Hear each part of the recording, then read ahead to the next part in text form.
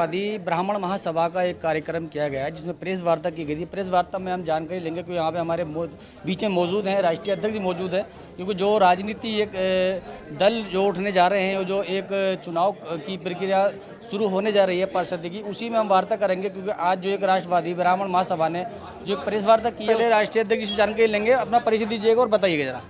प्रवेश दत्त भारद्वाज, राष्ट्रीय अध्यक्ष राष्ट्रवादी ब्राह्मण महासंघ। जो अभी सरकार ने आरक्षण लागू किया है उस पर हमारे यही विचार है कि जहां सामान्य सीट वहां सामान्य को टिकट मिले, जहां ओबीसी वहां ओबीसी को मिले, जहां एससी वहां एससी को मिले। किसी का हनन नहीं किया जाए और ना करना चाहिए। और क्योंकि हम इस चुनाव को नगर पालिका नगर निगम से ना तो सरकार बनती है ना बिगड़ती है, लेकिन लोकसभा चुनाव को देखकर सबका साथ सबका विकास जो सरकार ने नारा दिया था उस पर खरा उतरना चाहिए। सभी पार्टी के लिए हमारी चेतावनी है। यहाँ और भी ब्राह्मण मौजूद हैं, उनसे हम जानकारी लेंगे और वार्ता करेंगे। आप संरक्षक थोड़ा अपना परिचय दीजिएगा और बताइए जरा।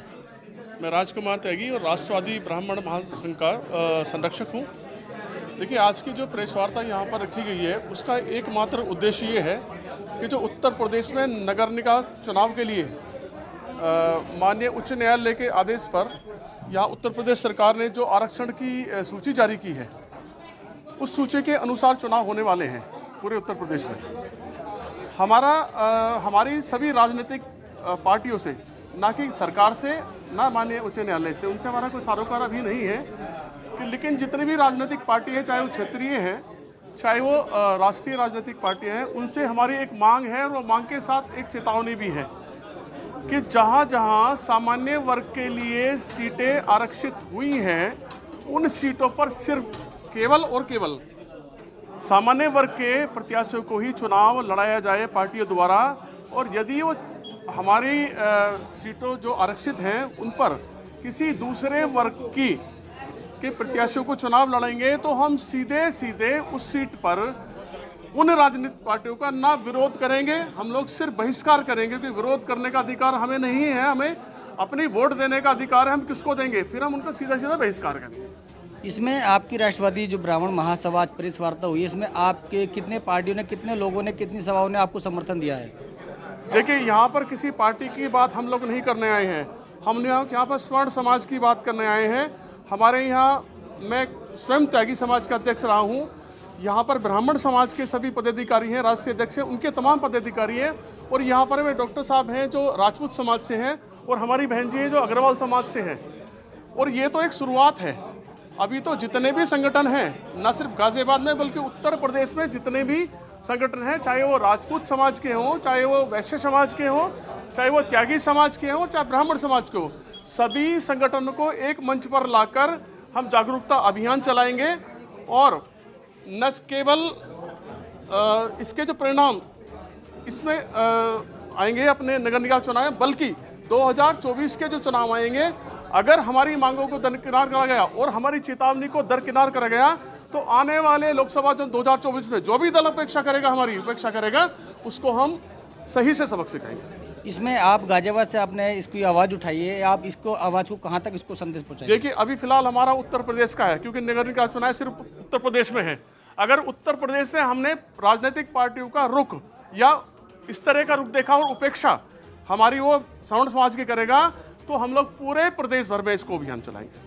हमारे बीच में राष्ट्रीय व्यापार मंडल से जुड़े पदाधिकारी हैं, कुछ उनसे भी हम वार्ता करेंगे, जानकारी लेंगे। थोड़ा बताइए, आप प्रेस वार्ता में मौजूद हैं, थोड़ा बताइए जरा। मैं प्रवेश भाई का, राजकुमार त्यागी जी का आभार व्यक्त करता हूँ। उन्होंने मेरे को आमंत्रित किया प्रेस वार्ता में, और इनका जो मुद्दा है वो बहुत अच्छा है और हम इनके साथ हैं, ब्राह्मण समाज का एक सिपाही होने के नाते। ये थे राष्ट्रीय व्यापार मंडल जुड़े हुए। हम और भी बात करेंगे, यहाँ पे कुछ और भी आई हुई हैं महिला। मैडम, परिचय दीजिए और बताइए जरा। मैं सरोज गोयल, पूर्व रेल बोर्ड की सदस्य हूँ, और आज के मुद्दे पर जो बातें हुई हैं वो उससे सहमत हूँ। लेकिन अब मैं सिर्फ इतना कहना चाहती हूँ, बहुत हुआ, अब बर्दाश्त नहीं होगा। जितनी जनरल सीटें हैं वो हमें दी जाए, ताकि हम सब पे लड़ चुके। बार बार ऐसा नहीं होगा, तुम्हारा जैसा हर बार होता है, अब की बार ऐसा नहीं। अब की बार हम सब मिलकर इस बात को तय कर चुके हैं, जितनी भी जनरल सीटें हैं उन सब पे हमारा हक है, और वो हक हमें दिया जाए, ताकि उस हक के साथ हम उसको लड़ सकें और अपना भी कम से कम हमारा भी तो कुछ वो है।